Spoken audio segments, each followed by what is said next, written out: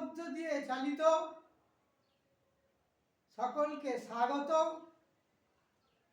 মনের কথা এই সময় আমাদের দেশ ভারতবর্ষ।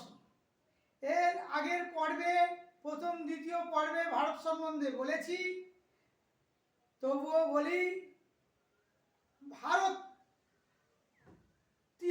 ভারত শব্দের অর্থ হচ্ছে, শব্দের অর্থ হচ্ছে, অভিধানে দেখবেন অভিধান থেকে জানা যাবে গেছে যে শব্দের অর্থ হচ্ছে জ্যোতি বা আলো বা সত্য।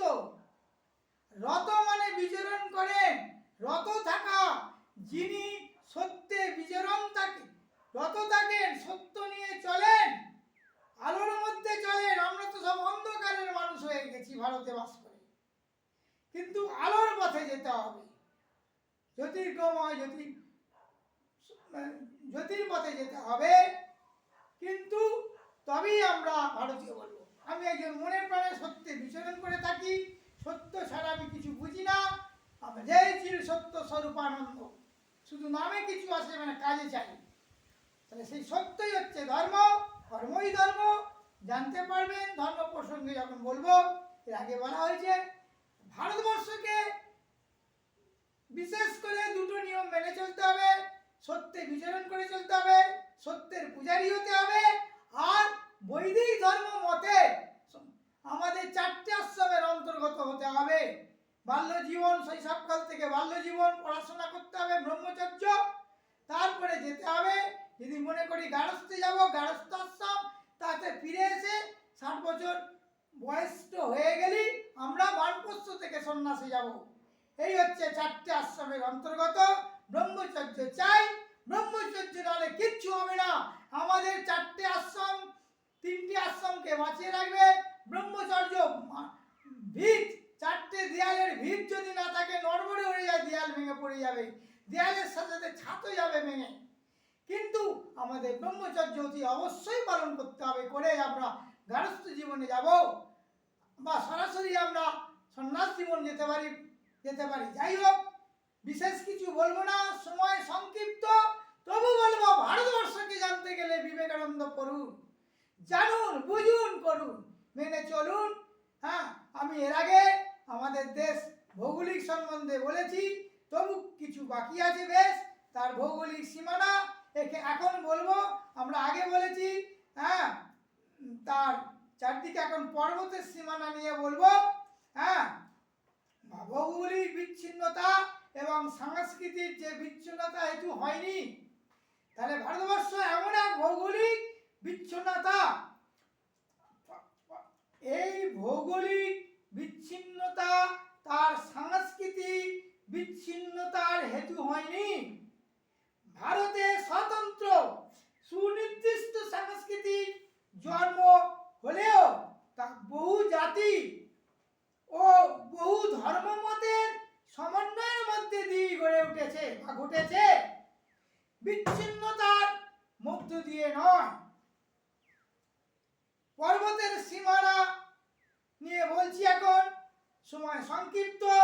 ভারতবর্ষের সীমারেখাকে প্রকৃতির নির্দিষ্ট করে দিলেও ইতিহাস সেই প্রাকৃতিক নির্দেশ মাথা পেতে নেয়নি। আফগানিস্তান ও বেলুচিস্তান ইরানি মালভূমির অন্তর্গত, কিন্তু হিন্দুকুশ ও সুলেমান পর্বতের প্রতিবন্ধকতা সত্ত্বেও বহু যুগ ধরে দুইটি অঞ্চল ভারতের সঙ্গে ঐতিহাসিক ও রাজনৈতিক সম্বন্ধে জড়িত ছিল।